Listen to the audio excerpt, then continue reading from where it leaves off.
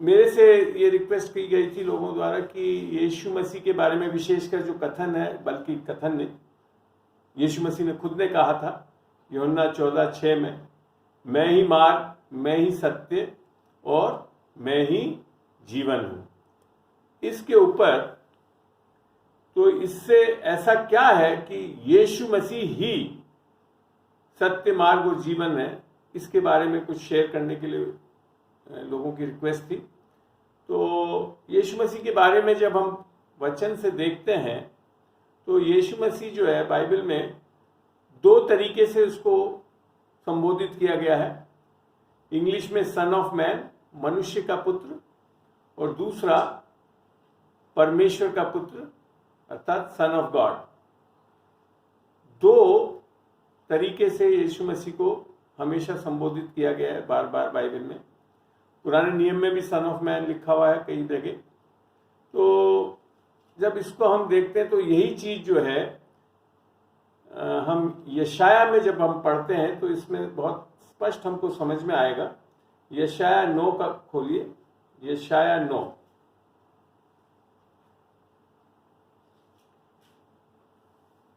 यशाया 9 का हम जब 6ठी आयत को पढ़ते हैं तो वहां यूं लिखा है, क्योंकि हमारे लिए एक बालक उत्पन्न हुआ। यहां क्या लिख रखा है? एक बालक उत्पन्न हुआ, अर्थात ये उसका कौन सी चीज, किस स्थिति को संबोधित कर रहा है? मनुष्य के पुत्र के रूप में वो जन्मा। और फिर लिख रखा है उसके आगे, हमें एक पुत्र दिया गया। पुत्र उत्पन्न हुआ करके नहीं लिखा है, पुत्र दिया गया है, अर्थात सन ऑफ गॉड, परमेश्वर का पुत्र, क्योंकि वो स्वयं परमेश्वर है। वो उसका जन्म नहीं हो सकता और ना वो मर सकता है। वो क्या हुआ? वो हमारे को एक तरह से दिया गया, अर्थात मनुष्य के पुत्र में परमेश्वर का पुत्र आया। ठीक है ना? और इसके आगे फिर बहुत अच्छी चीजें लिखी हुई है। और प्रभुता उसके कांधे पर होगी और उसका नाम अद्भुत, युक्ति करने वाला, पराक्रमी परमेश्वर, अनंत काल का पिता। कई बार कई लोग भेदभाव करने लगते हैं। आपको ये यहां से बड़ा स्पष्ट होता है, अनंत काल का पिता अर्थात परमेश्वर पिता और कोई नहीं है, वो भी यीशु मसीह ही है जो कि परमेश्वर है। समझ में आई बात? यहां बड़ा स्पष्ट लिख रखा, अनंत काल का पिता और शांति का राजकुमार रखा जाएगा। तो अंत में जब रेवलेशन में जाकर देखते हैं हम, तो वहां पे भी लिख रखा है थ्रोन्स, जो राजगद्दी बनाई जाएगी वो खाली एक ही राजगद्दी है जो कि परमेश्वर और पुत्र की है, अर्थात वो स्वयं परमेश्वर भी है और परमेश्वर का पुत्र भी कहलाता है। तो इसको जब हम आगे देखते हैं तो इसमें बड़ा स्पष्ट हो रहा है कि एक तो जो है मनुष्य का पुत्र तो जन्मा था और परमेश्वर का पुत्र हमारे बीच में दिया गया था। और मनुष्य का पुत्र का क्या स्वरूप है उसका? वो हमारे और आपके जैसा स्वरूप है, अर्थात पूर्ण रूप से वो मनुष्यत्व में था। और परमेश्वर का पुत्र उसका क्या स्वरूप है? दैवीय स्वरूप है, अलौकिक स्वरूप है, अर्थात वो परमेश्वर है। ठीक है ना? और ये परमेश्वर जो है कब से था उसको पढ़ते हैं हम यूहन्ना 1 में। जब हम पढ़ते हैं आदि में वचन था, वचन परमेश्वर के साथ था, वचन परमेश्वर था, वह आदि में परमेश्वर के साथ था। और ये वचन फिर बाद में नीचे जब हम पढ़ते हैं तो ये देहधारी होकर हमारे बीच में आया। 14 में लिखा है, और वचन देहधारी हुआ। तो ये जो है ये कौन सा स्वरूप है? परमेश्वर का पुत्र का स्वरूप। और जब वो मनुष्य के रूप में आया तो खुद वो परमेश्वर स्वयं देहधारी होकर हमारे बीच में आया, जैसा कि 1 से 3 में अभी अपन ने पढ़ा। अब बात आती है कि हमको ये भी समझना चाहिए कि बाइबल में इंग्लिश में जो चीज बोलते हैं ना ट्रिनिटी, त्रिएकता, क्या शब्द कहीं पे भी लिखा हुआ नहीं है, मगर इस परमेश्वर जो बाइबल का परमेश्वर है उसको त्रिएक परमेश्वर, एक गॉडहेड के रूप में, अर्थात एक ईश्वर तत्व के रूप में दिखता है वो। और वहां पे समझ में आता है ये वचनों से, जैसे हम अगर कुलूसियों का 2:9 पढ़ें, कुलूसियों का 2:9 खोलते हैं। यहाँ लिख रखा है अर्थात यीशु मसीह जो मनुष्य का पुत्र था, क्योंकि उसमें ईश्वरत्व की सारी परिपूर्णता सदैव वास करती है, अर्थात द कंप्लीट गॉडेड, पूर्ण परमेश्वर का स्वरूप उसके अंदर देह में रहता था। अब जब हम यहां से समझ में आता है कि ये परमेश्वर जो है वो एक व्यक्ति नहीं है, इसमें तीन व्यक्तित्व हैं, अर्थात पिता परमेश्वर, परमेश्वर का पुत्र जो कि वचन भी है, और तीसरा पवित्र आत्मा। ठीक है ना। इसके बारे में जब हम उत्पत्ति 1:26 में भी पढ़ते तो वहाँ यहाँ लिखा है, और वहाँ इंग्लिश में बड़ा अच्छा लगता है मेरे को, लेट अस मेक मैन। तो ये परमेश्वर जो बोल रहा है लेट अस, अर्थात हम मनुष्य को बनाए। तो हम जब शब्द इस्तेमाल होता है माने एक से ज्यादा लोग हैं, और इससे स्पष्ट होता है कि जो परमेश्वर शब्द जो है, जो कि अगर इब्रानियों में जो लिखा हुआ है पुराने बाइबल जो पुराने नियम में, वो इब्रानी शब्द है वो इलोहिम है। इलोहिम का मतलब प्लूरल बहुवाची होता है ये शब्द। तो इसका मतलब है कि दो या दो से अधिक लोग उसमें इन्वॉल्व हैं। तो इसको जब बड़ा स्पष्ट जो है वो आपको हिंदी की बाइबल में तो आयत नहीं मिलती है। अगर आप में से किसी के पास इंग्लिश की बाइबल हो तो आप पहला यूहन्ना 5:7 पढ़ेंगे तो वहाँ यूँ लिख रखा है इंग्लिश में, for there are 3 that bear witness in heaven, the Father, the Word and the Holy Spirit। Hindi में अगर इसको अनुवाद करूं तो ये लिखा हुआ है स्वर्ग में तो 3 की गवाही होती है, अर्थात पिता, वचन और पवित्र आत्मा। और फिर आगे लिख रखा है एंड दीज 3 आर वन, ये तीनों एक हैं। 3 हैं मगर कैसे हैं? एक हैं। और त्रिएकता कभी भी परमेश्वर की अलग अलग नहीं होती। परमेश्वर एक ही है, पर परमेश्वर में 3 जन है। कौन कौन है? पवित्र आत्मा, पिता परमेश्वर और पुत्र। और इसी के कारण परमेश्वर प्रेम है। देखो प्रेम कब एग्जिस्ट कर सकता है, कब रह सकता है? जब 2 या 2 से अधिक लोग हों और एक दूसरे से प्रेम करें। तो परमेश्वर जो प्रेम है, जब हम पढ़ते हैं 1 यूहन्ना 4 में, तो वो क्यों है? क्योंकि परमेश्वर में 3 जन हैं और वो एक दूसरे से इतने घनिष्ठ, सही में आप उनको अलग देख ही नहीं सकते कभी। तो इसी के लिए कई बार आप देखोगे कि जब बोला जाता है पवित्र आत्मा, तो पवित्र आत्मा कौन है? वो पिता भी है, वो परमेश्वर भी। पिता कैसे पता पड़ता है? जब हम देखते हैं कि मरियम के ऊपर कौन मंडराया? पवित्र आत्मा। और उसके बाद क्या उत्पन्न हुआ? यीशु उत्पन्न हुआ। तो कौन हुआ पिता? एक तरह से पवित्र आत्मा। तो इन चीजों से आप तर्क से और समझ से आप जान सकते हो कि तीनों परमेश्वर हैं, मगर परमेश्वर बेसिकली एक ही है और हमेशा ये एक साथ रहते हैं, अलग नहीं होते हैं मेरे हिसाब से। तो जब हम इसको आगे पढ़ते हैं, त्रिएकता के बारे में मैंने जैसे बताया, एक तो ये वचन था 1 यूहन्ना 5:7 जो कि कई अनुवादों की बाइबलों में नहीं है, मगर एक वचन जो आपको हिंदी बाइबल में भी मिलेगा जहां से आपको बिना स्पष्ट रूप से त्रिएकता के बारे में दर्शन मिलता है, वो है रोमियो का 8:9 पढ़ते हैं। रोमियो 8:9 यहां यूं लिखा है, परंतु जबकि परमेश्वर का आत्मा तुम में बसता है तो तुम शारीरिक दशा में नहीं परंतु आत्मिक दशा में हो। यदि किसी में मसीह का आत्मा नहीं तो वह उसका जन नहीं। यहां पे भी मैं आपको बता दूं कि हिंदी अनुवाद में पूरा स्पष्ट नहीं हो रहा है, मगर इंग्लिश में बड़ा अच्छा लिखा है, but you are not in the flesh but in the holy spirit, या इन द स्पिरिट लिख रखा है, एस कैपिटल है अर्थात पवित्र आत्मा। फिर लिख रखा है if the spirit of God, अर्थात पिता परमेश्वर की आत्मा तुम में वास करती है। फिर लिखा है but if anyone has not the spirit of Christ, अगर किसी में यीशु की आत्मा नहीं तो उसका वो जन नहीं। तो पौलुस यहाँ क्या कह रहा है?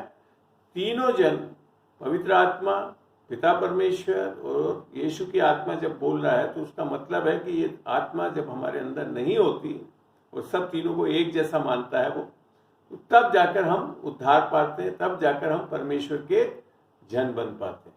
समझ में आई बात? तो यही तीनों जन, जैसे हमने अभी पढ़ा था कुलुस्सियों 2:9 में, वहां पे ये यीशु मसीह भी कौन थे? तीनों के तीनों अंदर पर यीशु मसीह के थे।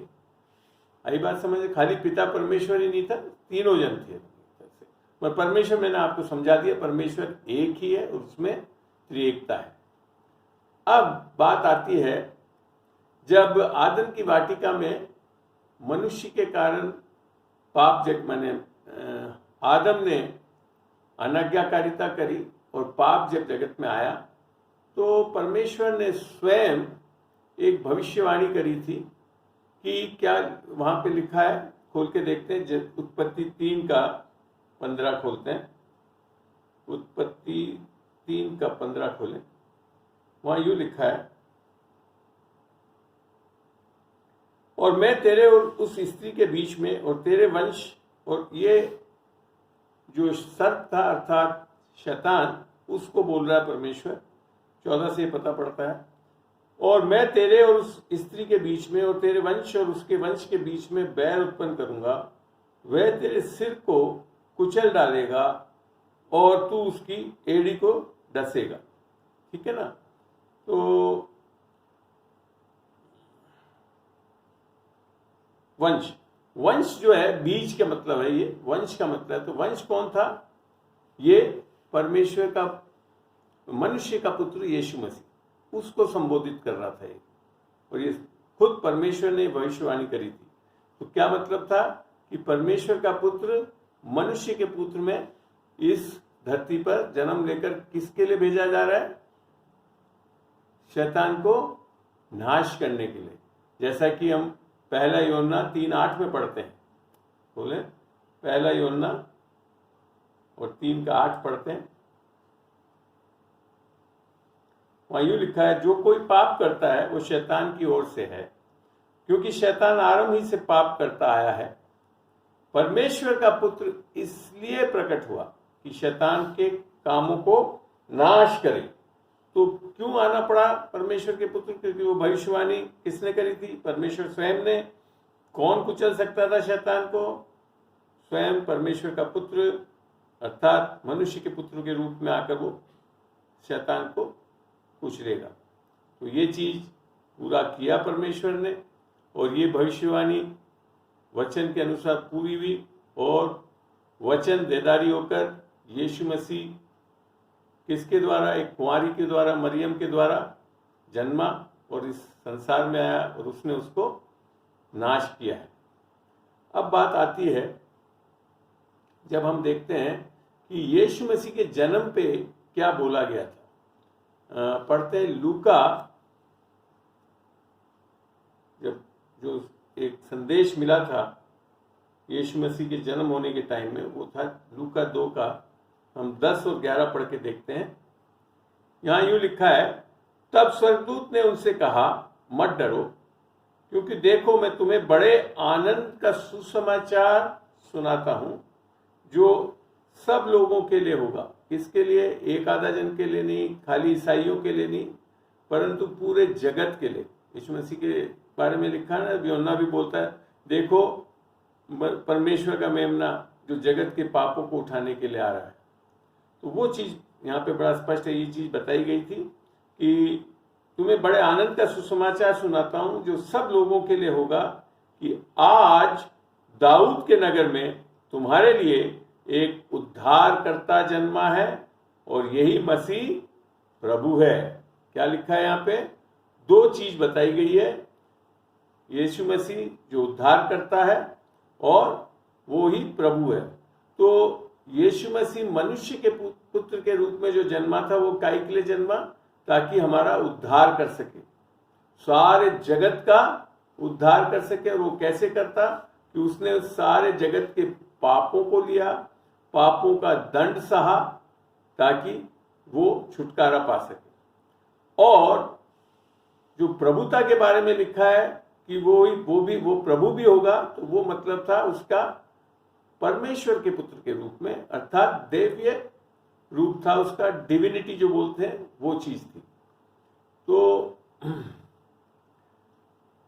इससे हमको समझ में आता है कि परमेश्वर मनुष्य के पुत्र के रूप में इसके लिए आया ताकि हमारे पापों को ले सके और पापों का दंड सह सके, और मनुष्य परमेश्वर के पुत्र के रूप में हमारे ऊपर या हमारे अंदर आकर वास कर सके और हमसे परमेश्वर का रिश्ता हो सके आत्मा में, ताकि हम आत्मा में एक हो सके। जैसा कि पहला कुरिन्थियों 6:17 में लिखा है कि जो प्रभु के साथ संगति करता है वह उसके साथ एक आत्मा हो जाता है।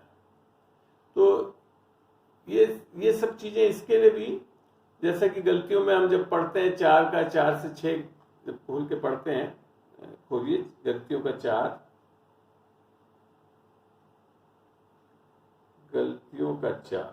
जी,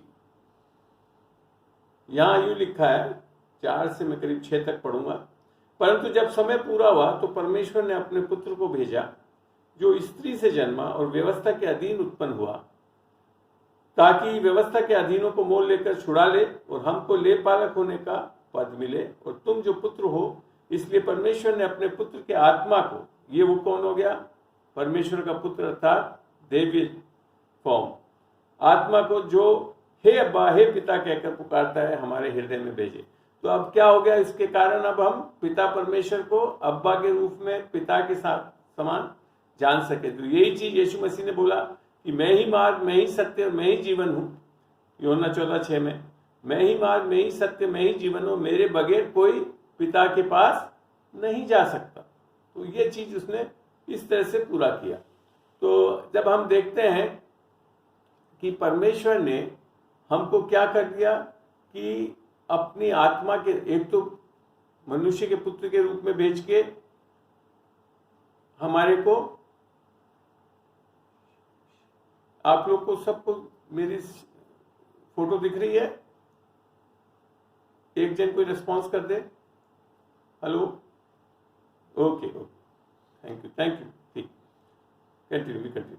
तो इसके कारण क्या हो पाए कि हम अब परमेश्वर के बेटे बेटी होने का हक पाए। जैसा कि यूहन्ना 1 में लिखा था, जितनों ने उसे ग्रहण करा उसे उसने अपना परमेश्वर का पुत्र बनने का हक दिया। और यही नहीं, रोमियो 8:14 में लिखा है, इसके कारण अब हम पवित्र आत्मा के द्वारा चलाए चल सकते हैं, और जितने लोग परमेश्वर की आत्मा के चलाए चलते हैं वही परमेश्वर के पुत्र हैं, बेटे बेटी हैं। तो इससे क्या चीज हुई कि ये चीज करने के कारण अब परमेश्वर की आत्मा पाने से जो मूल स्वरूप था परमेश्वर की योजना हमको अपनी आत्मा के साथ चलाने का, जैसा कि आदम की वाटिका में भी उसने कर रखा था कि हम वो जुड़े हुए थे, मगर एक अनाज्ञाकारिता के कारण, वो पाप के कारण ये परमेश्वर की आत्मा अंदर से हट गई और आत्मिक मौत हुई आदम की और हव्वा की। और मगर जब नहीं पाप में गिरे थे तो उनको कैसे आशीषित कर रखा था, जैसे कि उत्पत्ति 1:27-28 में पढ़ने से पता पड़ता है। खोलो मेरे साथ, उत्पत्ति 1:27 और 28। यहां यूं लिखा है, तब परमेश्वर ने मनुष्य को अपने स्वरूप के अनुसार उत्पन्न किया, अर्थात हम सब आत्मा में परमेश्वर की आत्मा के स्वरूपता में हैं। अपने ही स्वरूप के अनुसार परमेश्वर ने उसको उत्पन्न किया, नर और नारी करके उसने मनुष्य को सृष्टि की। आत्मा में नर और नारी नहीं बनाया, किस में बनाया? प्राण और शरीर में नर और नारी बनाया। फिर आगे लिखा है, और परमेश्वर ने उनको आशीष दी और उनसे कहा, फूलो फलो और पृथ्वी में भर जाओ और उसको अपने वश में कर लो। अंग्रेजी में 4 शब्द लिख रखे हैं वहां पे, be fruitful, multiply, subdue and have dominion. ठीक है, तो ये आशीष बोल के दी। और इस प्रकार से परमेश्वर ने जो मनुष्य को बनाया था, तो संसार में, इस धरती पर उसको क्या बना दिया था? ईश्वर स्वरूप में बनाया था। माने ईश्वर के सारे हक, अथॉरिटी, सब कुछ उसको दी थी, ताकि वो जो संसार का रचने वाला तो परमेश्वर था, मगर उस रची हुई चीज पे अधिकार के रूप में हम जीने वाले हो सके। ये था मूल कारण परमेश्वर का मनुष्य को बनाने के लिए, कि पृथ्वी पर अब परमेश्वर को काम नहीं करना था, मनुष्य को परमेश्वर ने सारा अधिकार दिया था और अब मनुष्य को इस पृथ्वी को संपूर्ण रीति से चलाना था। और इसमें भी ये नहीं था कि उसको कुछ बनाना था, सब कुछ उसके लिए बनाकर दिया। और छठे दिन मनुष्य को बनाया, भरपूरी बनाकर दी और उसके पास सब कुछ था। और मैं आपको बता दूं, जब अगर पाप में नहीं गिरा होता मनुष्य, तो वो परमेश्वर ने ऐसा सृजा था कि कितने भी लोग हो जाते हम, सबके लिए सारी चीजें उपलब्ध होती। ऐसा है हमारा परमेश्वर, क्योंकि बाइबल में लिख रखा है ना, वो तो बहुतायत का परमेश्वर, यीशु से आए जीवन देने और बहुतायत का जीवन देने। तो जो मूल रचना करी थी परमेश्वर ने, वो इस तरह से कही थी कि आदम और हव्वा को एक सब चीज बनाकर दी थी और बड़े आराम से जितने भी उनके बच्चे बच्चियां सब जितने भी, कोई पॉपुलेशन प्रॉब्लम नहीं आ सकती थी। कितनी भी पॉपुलेशन आती उसके लिए सारी चीजें उपलब्ध थी, मगर पाप में गिरने के कारण, श्राप आने के कारण ये सारी प्रॉब्लम शुरू हुई है, जिसको हम लोग अभी भी कई बार झेलते हैं। ठीक है ना। अब बात समझ में जब यह आती है कि जब आदम पाप में गिरा तो उसने क्या करा कि अपना अधिकार जो है किसके हाथ में दे दिया?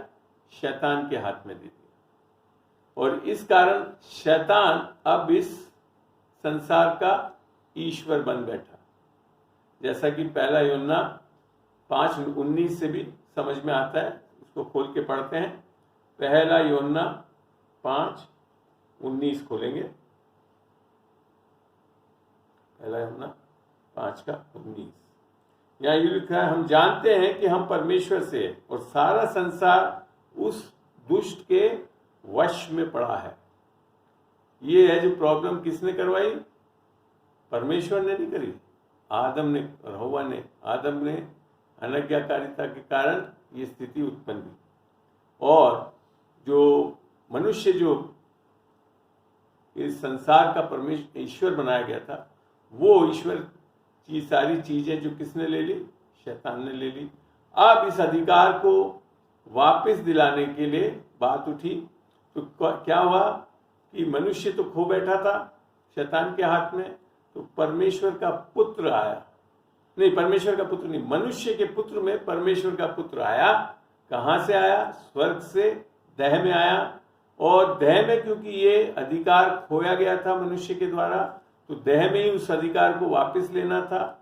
इसके लिए मनुष्य के पुत्र में रूप में आकर उसने वो सब कुछ करके दिखाया जैसा कि मनुष्य को बनाया गया था। उसने सारे अधिकारों को इस्तेमाल करा, पाप में नहीं गिरा, वो बिल्कुल कोई पाप उसको छू न सका। और फिर उसने शैतान का खुल्लम खुल्ला ठट्टा उठाकर क्रूस के द्वारा उसे बिल्कुल हरा दिया, उसकी सारी शक्तियों को खत्म कर दिया, जैसा कि कुलूसियों 2:14-15 में पढ़ते हैं। तो वहां लिखा है, पढ़ के भी देख लेते हैं। खोलिए कुलूसियों। और हमने अभी पढ़ाई था पहला यूहन्ना 3 में कि वो इसी के लिए आया था कि हम शैतान के कामों को खत्म कर सके। यहाँ 15 में लिख रखा है, और उसने प्रधानताओं और अधिकारों को अपने ऊपर से उतार कर उनका खुल्ला खुल्ला तमाशा बनाया और क्रूस के कारण उन पर जय जयकार की ध्वनि सुनाई। तो ये चीज हुआ कि यीशु मसीह, क्योंकि देह में हमारे को अधिकार दिया गया था, और देह में ही आकर परमेश्वर यीशु मसीह ने क्या करा? उस अधिकार को वापस शैतान से ले लिया। और फिर उसने ये घोषणा करी मत्ती में बड़े अधिकार के साथ कि मत्ती जब हम 28 पढ़ते हैं, खोले मत्ती का 28, आखिरी जो चैप्टर है,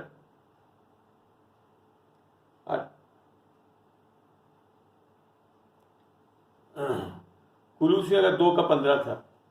बाकी अब बीच में मत बोला करो, सब डिस्टर्ब हो जाते हैं ना। कोई बात नहीं, बाद में आप सुन लेना, इसको वीडियो में भी बना रहा हूँ, सुन लेना। तो कुलूसियों मत्ती में 28 में, और म्यूट कर दीजिए आपका स्पीकर। मत्ती 28:18 में यूँ लिखा है, यीशु ने उनसे उस पास आकर कहा कि स्वर्ग और पृथ्वी का सारा अधिकार मुझे दिया गया। स्वर्ग पे कभी भी अधिकार शैतान ने ले नहीं पाया।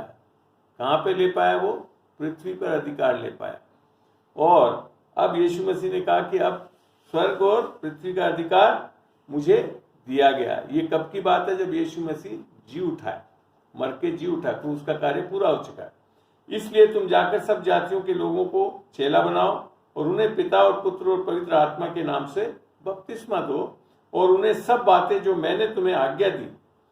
यहाँ पे आज्ञाओं में भी अलग अलग टाइप की आज्ञाएं हैं। पुराने नियम में आज्ञाएं हैं, 10 नियम परमेश्वर की ओर से ही आज्ञा थी, मगर यहाँ बोल रहा है यीशु मसीह ने जो आज्ञा दी, जो कि यीशु मसीह ने 2 आज्ञाओं, जिसका पहला यूहन्ना 3:4 में जब पढ़ते हैं तो लिखा था कि एक तो मुझ पर विश्वास करो और मैं जैसे भाई अपने भाइयों को प्रेम करता हूं वैसे तुम भी अपने भाइयों को प्रेम करो। ये है वो 2 आज्ञाएं जिसके बारे में वो जिक्र कर रहा है। और सही में अगर ये 2 आज्ञाओं का आप पालन करेंगे तो सारी 10 आज्ञाओं को भी पूरा करेंगे, आप निस्संदेह पूरा करेंगे। अगर ऐसे होंगे तो आप ना तो व्यभिचार करेंगे, ना चोरी करेंगे, ना और कोई चीजें ऐसी चीज करेंगे जो 10 आज्ञाओं में लिखी हुई। तो ये मतलब नहीं है कि 10 आज्ञा हम पूरा नहीं कर पाएंगे, बड़े आसानी से पूरा कर पाएंगे। ये भी आगे चल के मैं बताऊंगा, कोशिश अगर समय रहा तो ये चीज बात हुई कि उन आज्ञाओं को मानो और सिखाओ और देखो मैं जगत के अंत तक सदैव तुम्हारे संग रहूंगा। अर्थात अब यीशु मसीह हमको कभी छोड़ नहीं रहा। मगर कई बार हम लोग देखते हैं आज भी शिक्षाएं ऐसी दे देते हैं कि अरे नहीं बस अब आप उद्धार पाया, नहीं अभी आपने कुछ थोड़ा सा भी कुछ गलत कर दिया तो यीशु मसीह छोड़ के चला जाएगा। ऐसा नहीं लिख रखा है। इब्रानी 13:5 में लिख रखा है मैं न कभी तुम्हें छोड़ूंगा न कभी तुम्हें त्यागूंगा। ये वादा है परमेश्वर का। और क्यों है? क्योंकि अब पाप को डील कर चुका है। असली प्रॉब्लम मैं बताऊं ये ऐसे लोगों के साथ होता है जो अभी तक उस अनुग्रह को पाए नहीं है, उस उद्धार को समझा नहीं, उस अधिकार को देखा नहीं है। इसके कारण वो क्या होते हैं कि पापों में ही धंसे रहते हैं, अपने बल से अपनी सामर्थ्य से चलते रहते हैं, उद्धार को चखते नहीं है, उद्धार की सामर्थ्य को लेते नहीं है। तो फिर उनको दिमाग में यही आता है कि हम क्या कर रहे हैं उसके आधार पर परमेश्वर हमको देखता है, जबकि ऐसा नहीं है। परमेश्वर ने आपको देख के प्यार नहीं किया। परमेश्वर खुद स्वयं इतना भला और इतना अच्छा है क्योंकि स्वयं वो प्यार है, इसके लिए उसने हमसे प्यार किया है। हमारी कोई काबिलियत और नाकाबिलियत के आधार पे नहीं करता है वो। तो ये तो सुसमाचार है जिसको समझ नहीं पाते हम लोग। मगर उसका आउटकम क्या, उसका क्या परिणाम है कि हम बड़े आराम से पाप में से निकल आते हैं, सामर्थ्य बन जाते हैं, अधिकार पाते हैं, शैतान का मुकाबला कर पाते हैं, पापों में धंसे नहीं रहते हैं हम, और एक जीवन ऐसा बिताते हैं जो परमेश्वर के राज्य को फैलाने वाले और परमेश्वर के उपयोगी हो जाते हैं। तो ये चीज समझना है। अब बात आती है कि जो पूर्ण चीज हुई वो कैसे हुआ कि यीशु मसीह एक कुंवारी से अर्थात मरियम से जन्मा, और वो एक ऐसे जगह में जन्मा जो बहुत ही एक साधारण स्थान था, चरवाहा के क्या बोलते हैं मेंजर को, बिना चरनी में जन्मा, और वो फिर हमारे लिए मारा गया, हमारे पापों के लिए, और फिर माने क्रूस पे टांगा गया, मारा गया, और फिर उसके बाद वो तीसरे दिन जी उठा। ये जो समाचार है ये सबसे सामर्थ्य समाचार है जो मनुष्य की इतिहास को बदल दिया। एक तो इतिहास किसने बदला मनुष्य का? आदम ने क्या करके? अनाज्ञाकारिता करके। और दूसरा इतिहास कब बदला मनुष्य का? जब यीशु मसीह आज्ञाकारी होकर हमारे लिए, हमारे पापों के लिए मारा गया, गाड़ा गया और तीसरे दिन जी उठा। जैसा रोमियो 5:19 में बड़ा स्पष्ट बोल रखा है कि एक मनुष्य की आज्ञाकारिता, अनाज्ञाकारिता के कारण हम सब पापी बने, अर्थात हमारा इतिहास बदल दिया। किसने? आदम ने। मगर उसी के आगे लिखा वैसे ही एक मनुष्य की आज्ञाकारिता के कारण हम सब धर्मी बन सकते हैं। अर्थात अब हमारा इतिहास कैसा हो गया है? बदल दिया है परमेश्वर ने। अब हम परमेश्वर से जुड़ सकते हैं, उसकी आत्मा को पा सकते हैं। क्यों? क्योंकि यीशु मसीह जो मनुष्य के पुत्र में रूप में आया और हमारा उद्धारकर्ता बना और प्रभु के रूप में हमारे अंदर वास करके राज करना चाहता है। यही चीज तो है सुसमाचार, है ना। और ये चीज कैसे हुआ ये समझ में आता है। हेलो हेलो, सुनाई दे रहा है? अब हम खोलते हैं रोमियो का 8। कैसे यीशु मसीह ने सारी चीजों को पूरा कर। किसी के म्यूट नहीं हुआ है, म्यूट कर लें जी प्लीज, थैंक यू। हाँ, अब रोमियो 8:3 में पढ़ते हैं, क्योंकि जो काम व्यवस्था शरीर के कारण दुर्बल होकर ना कर सकी, अर्थात परमेश्वर व्यवस्थाओं के द्वारा हमको धर्मी नहीं ठहरा सकता था। ये बाइबल के बारे में मैं बहुत बार शिक्षा दे चुका हूं। तो वो कैसे हुआ? उसको परमेश्वर ने कैसे कर दिखाया? अर्थात अपने ही पुत्र को पाप में शरीर, पापी शरीर नहीं, पाप में शरीर की समानता में अर्थात उसकी समानता, अर्थात देह में मनुष्य के रूप में उसको भेजा और पाप के बलिदान, क्योंकि पाप देह में हुआ था, अधिकार देह में खोया था, पाप भी अधिकार देह में हुआ था, तो पाप की मजदूरी भी किस में चुकानी पड़ी थी? देह में चुकानी पड़ी। अर्थात जो दंड लेना था वो किस में होना था? देह पे होना था। तो इसके लिए परमेश्वर खुद मनुष्य के रूप में, मनुष्य के पुत्र के रूप में आया और बलिदान बना, और इस तरह से वो शरीर में पाप पर दंड की आज्ञा दी उसको। और इसके बाद इसके कारण जो व्यवस्था की विधि है वो पूरी हुई, क्योंकि परमेश्वर न्यायी परमेश्वर भी है। वो ऐसे पाप को माफ नहीं कर सकता था कि अच्छा चलो माफ किया और कोई दरी के नीचे झाड़ू लगाकर नीचे कर दिया, ऐसा नहीं कर सकता था परमेश्वर। परमेश्वर को पाप को दंड देना बहुत आवश्यकता था और वो करके दिखाया उसने। तो व्यवस्था को भी पूरा करा और अनुग्रह भी उपलब्ध करा दिया हमारे लिए। तो चौथी आयत में लिखा है इसी के लिए, इसलिए कि व्यवस्था की विधि हम में जो शरीर के अनुसार नहीं वरना आत्मा के अनुसार चलते हैं पूरी की जाए। तो ये चीज पूरा करके आज हम परमेश्वर से जुड़ सकते हैं। हमारे पापों का समाधान करा उसने, मनुष्य जाति का, हमारा ही नहीं पूरे मनुष्य जाति का पापों का समाधान कर दिया जब यीशु मसीह को जगत के पाप के लिए वो बलिदान बना। ये पहला यूहन्ना 2 में जब 1 और 2 पढ़ोगे तो वहां लिख रखा है कि वो खाली हमारे ही पापों के लिए नहीं परंतु पूरे जगत के पापों के लिए प्रायश्चित हुआ, प्रायश्चित बना। चलिए आगे अब हम बढ़ते हैं इसमें। तो जब यीशु मसीह मनुष्य के पुत्र के रूप में आया तो वो जन्मा, मारा गया क्रूस पे। उसने क्या किया? उसने सारे हमारे दुखों को, हमारी तकलीफों को, हमारी बीमारियों को, हमारे पापों को, हमारे श्रापों को निश्चय ही उसने छुटकारा दिलाया मनुष्य जाति से। ये सबसे बड़ा काम है और ये यीशु मसीह ही कर सकता था और कोई नहीं कर पाएगा। तो यीशु मसीह क्योंकि परमेश्वर का पुत्र निष्पाप और निष्कलंक था। अब बात जब आती है परमेश्वर के पुत्र के हिसाब से, तो वो स्वयं परमेश्वर था और इसके लिए वो कभी मर नहीं सकता था। आपको ध्यान है जब क्रूस पे जब वो टांगा जा रहा था तो उसने बोला, हे परमेश्वर तूने मुझे क्यों छोड़ दिया है? आप अगर यीशु मसीह के बारे में जब भी बात करते हुए देखेंगे उसको, तो हमेशा बोलता था हे पिता, हे पिता। मगर क्रूस पे ही उसने क्या बोला? परमेश्वर, हे परमेश्वर तूने मुझे क्यों छोड़ दिया? तो वहां पे क्या हुआ था कि मनुष्य के पुत्र के ऊपर सारे जगत का पाप डाला जाने वाला था और सजा डालने वाली थी। तो परमेश्वर जो पवित्र है, जो पाप के साथ रह नहीं सकता, तो परमेश्वर की आत्मा अर्थात पुत्र की, जो परमेश्वर का पुत्र जो परमेश्वर था वो हटा दिया गया उसके अंदर से, और अब सारा पाप उसके ऊपर डाला गया और दंड दिया गया। अर्थात वो मनुष्य के पुत्र में रहा और फिर मनुष्य का पुत्र क्या हुआ? उसका पुनरुत्थान हुआ, रेजरेक्शन हुआ फ्रॉम दी मृत्यु से। परमेश्वर मरा नहीं था। परमेश्वर अगर मर जाए तो ये कायनात खत्म हो जाए। परमेश्वर मर ही नहीं सकता, वो तो युगान युग से है, रहेगा और हमेशा बना रहेगा। परमेश्वर में मृत्यु है ही नहीं। और इसी तरह से सही में हमको भी, मनुष्य को भी इसी तरह से बनाया था कि हम मरे नहीं, मगर पाप के कारण हमारे अंदर क्या आ गई? मृत्यु आ गई। जैसा कि रोमियो 5:12 हमारे को बताता कि एक मनुष्य के कारण पाप जगत में आया और पाप के कारण मृत्यु, और मृत्यु सब में फैल गई और सबने पाप किया। तो ये सत्य है जो इसके बारे में समझ में आता है हमको। तो आगे अब हम बढ़ते हैं कि परमेश्वर का, मनुष्य का पुत्र जो तीसरे दिन जी उठा, वो कौन है? वो जाकर कहाँ बैठा? पिता के पास दाहिने हाथ में जाकर बैठ गया, है ना। और अब वापिस कब आएगा? परमेश्वर का पुत्र तो आज भी है, पवित्र आत्मा के रूप में भेज दिया गया था जब हम वो उठा लिया गया। और उसके बाद जब हम एक्ट्स में पढ़ते हैं तो वहां लिख रखा पवित्र आत्मा आया, तो वो परमेश्वर का पुत्र अर्थात पवित्र आत्मा आ सका।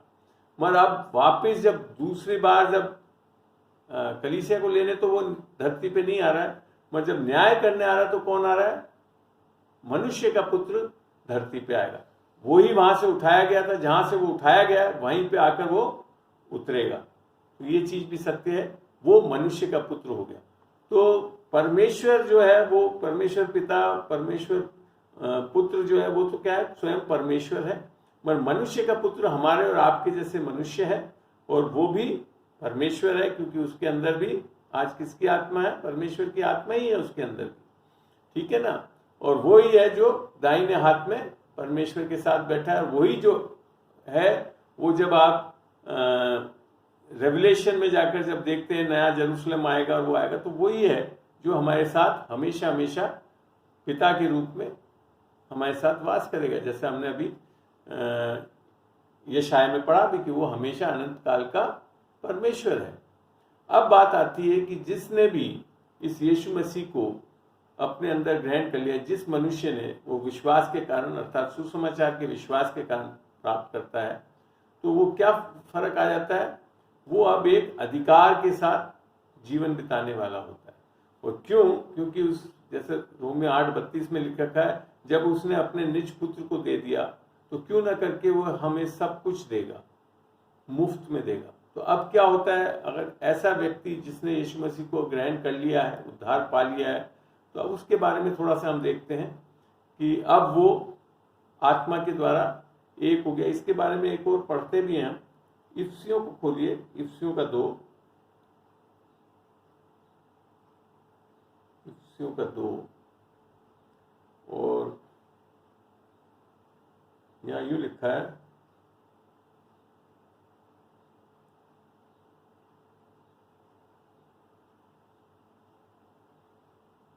अठारह में लिख रखा है, इफिसियों 2:18 में, क्योंकि उसी के द्वारा हम दोनों की, अर्थात ये यहूदियों की और अन्य जातियों के लिए लिखा है, हम दोनों की एक आत्मा में पिता के पास पहुंच होती है। किसके द्वारा? आत्मा से पहुंच होती। इसी के लिए यीशु मसीह ने कहा कि मैं ही मार्ग, मैं ही सत्य और मैं ही जीवन हूं, मेरे बगैर कोई पिता के पास नहीं पहुंच सकता। तो ऐसा व्यक्ति जिसको आज उद्धार मिल गया है, जिसका परमेश्वर से रिश्ता हो गया है, जिसको अनंत जीवन मिल गया है, नया जन्म हो गया है, अब उसके पास सारे अधिकार हैं, वो आशीषित है। 101:3 बताता है यीशु मसीह में हमारे पास स्वर्ग की सारी आशीषें उपलब्ध है। यूहन्ना 10:28 बताता है कि, पढ़ के देखते हैं यूहन्ना 10:28 क्या लिखा है वहां पे आशीष। यूहन्ना 10:28 खोलें और पढ़ते हैं। वहां लिखा है, और मैं उन्हें अनंत जीवन देता हूं। यीशु मसीह हमारे को अनंत जीवन देता है, वे कभी नाश ना होगा और कोई उन्हें मेरे हाथ से छीन न सकेगा। अर्थात अब क्या हो गए, हम हमेशा हमेशा के लिए परमेश्वर के लिए जीने वाले बन जाते हैं, और परमेश्वर के हाथ से कोई उसे छीन नहीं सकता। सही में आपका उद्धार आपको समझना चाहिए कि यीशु मसीह ने कोई छोटा मोटा चीज नहीं करी है, एक बहुत सामर्थ्य काम करा है हमारे को आत्मा में एक करके। अब हमारे को ऐसा नहीं करा कि छोड़ के भाग जाएगा वो। ये जो आप लोगों के ऐसे ऐसे डॉक्ट्रिन्स आ गए ना कि वो ये हो गया और अब छोड़ दिया, और ये सब गलत है। ऐसा कहीं बाइबल में नहीं लिख रखा है। अनंत जीवन पाया हुआ व्यक्ति, अनंत जीवन ही यही है कि हमेशा के जीवन उसको मिल चुका है। अब बात अलग ये है कि लोगों ने उद्धार नहीं पाया तो वो इस चीजों को नहीं समझ पाते, फिर ये सारी चीजें ढूंढने लगते हैं। फिर लिख रखा है पहला पत्रस 2:9 में क्या लिखा है, हम क्या है, किसी को ध्यान है? बोल सकता है कोई? नहीं, अच्छा म्यूट होगा आप लोगों का, सिर्फ ध्यान दें। पहला पत्रस 2 का हम 9 पढ़ते हैं। वहां यूं लिखा है, पर तुम एक चुना हुआ वंश हो। हमने परमेश्वर को नहीं चुना, परमेश्वर ने हमको चुना और एक वंश बना दिया, एक घराना बना दिया, और राज पदाधिकारी, याजकों का समाज और पवित्र लोग बना दिए। अपवित्र लोग नहीं है, पाप करते हुए लोग नहीं है हम लोग। क्या बना दिया? पवित्र लोग बना दिया, और परमेश्वर की निज प्रजा हो। देखिए क्या क्या संबोधन मिल रहा है हमको, क्या है हमको समझना चाहिए। इसलिए कि जिसने तुम्हें अंधकार में से अपने अद्भुत ज्योति में बुलाया, उसके गुण प्रकट करो। क्या करना प्रकट? पाप करता प्रकट करते हैं। सही में जिन्होंने अगर उद्धार नहीं पाया तो वो पाप ही करते रहेंगे, क्योंकि उनको समझ में ही नहीं आया कि क्या कर रहा है परमेश्वर। बाइबल कुछ बताती है, लोग कुछ कर रहे हैं और फिर उसका अनर्थ करके बताते जाते हैं। आगे लिख रखा है इफिसियों 5:27 में, बड़ा अच्छा लिखा है, पढ़ते हैं। यीशु मसीह के कारण हमको क्या मिल रहा है, इफिसियों 5:27 पढ़ेंगे। क्या लिखा है यहाँ पे? और उसे एक ऐसी तेजस्वी कलीसिया बनाकर अपने पास खड़ी करे जिसमें ना कलंक। ये कौन कर रहा है? आप और मैं नहीं कर पा सकते हैं। कौन करना चाह रहा है? परमेश्वर। क्योंकि आपको ध्यान है पहला थिस्सलुनीके 5:23 में यही लिखा है कि शांति का परमेश्वर आप ही तुम्हें पूरी रीति से आत्मा, प्राण और शरीर में यीशु मसीह के आने तक निर्दोष रखे। और 24 में लिखा है तुम्हारा बुलाने वाला सच्चा है और ऐसा ही करेगा। हम अभी समझ ही नहीं पा रहे अनुग्रह क्या है। अनुग्रह एक बहुत सामर्थ्य और स्वयं यीशु मसीह है, अर्थात वो व्यक्ति जो हमारे को कीच कर सब में से निकाल के एक ऐसा कलीसिया बनाना चाहता है जैसा ऐसा यहाँ लिखा है, और उसे एक ऐसी तेजस्वी कलीसिया बनाकर अपने पास खड़ी करे जिसमें ना कलंक, ना झुर्री, ना कोई ऐसी वस्तु हो, वरन पवित्र और निर्दोष हो। जब आप ये सही विश्वास करने लगेंगे तब आपका जीवन बदलेगा। हमारा सारा रिलीजन क्या कह रहा है कि हम सही चलेंगे तो हमारा विश्वास सही है। गलत है। हमारा जब दिमाग नया कर लेंगे वचन के अनुसार, जब भी परमेश्वर बार बार बोलता है, रोमी 12:2 में लिख रखा है कि तुम संसार के सदृश बने मत रहो, परंतु अपने मन के नए हो जाने से तुम्हारा चाल चलन बदलता जाए और तुम परमेश्वर की भली, उत्तम और सुहानी इच्छा को अनुभव से जान सको। तो वो है वो विश्वासी जीवन जैसा ये वचनों में हम पा रहे हैं। तो इन चीजों को हमको देखना चाहिए। हम अब क्या हो गए? पहला कुरिन्थियों 6:19 में लिख रखा कि हम परमेश्वर के मंदिर बना दिए गए हैं। हम ऐसे नहीं है। परमेश्वर हमारे अंदर है और परमेश्वर अंदर आकर पाप कराते नहीं रहेगा आपसे। ये गलत सोच है लोगों की। सही में जिन्होंने अगर आत्मा नहीं पाई है और यीशु मसीह को नहीं पाया अपने अंदर, आत्मा अब्बा पिता नहीं बनाया वो, तो फिर पाप में धसे रहोगे। आप कर ही नहीं सकते, पाप में से निकल ही नहीं। आप बहुत अच्छे काम कर सकते हो पापी होकर, तब भी आप पाप में धसे रहोगे। इफ्सियों 2:22 में क्या लिख रखा है देखें। इफ्सियों 2:22 पानी दे दो। 2:22 पढ़ रहा हूं मैं। वहां यूं लिखा है, जिसमें तुम भी आत्मा के द्वारा परमेश्वर का निवास स्थान होने के लिए एक साथ बनाए जाते हो। परमेश्वर आपको अपना निवास स्थान और आपको एक बहुत सामर्थ्य कलीसिया बनाना चाहता है अपनी आत्मा के द्वारा। ये लिख रखा वचन। तो ये चीजों को जब हम पढ़ते हैं और निश्चय ही उसने उसके हम ये जैसे पहला पत्रस हम 2:24 पढ़ते हैं, वहां क्या लिखा है? पहला पत्रस 2:23-24 पढ़ना पड़ेगा शायद। एक मिनट में खोलता हूं, पढ़ता हूं। 24 में लिखा है, वह आप ही हमारे पापों को अपनी देह पर लिए हुए क्रूस पर चढ़ गया।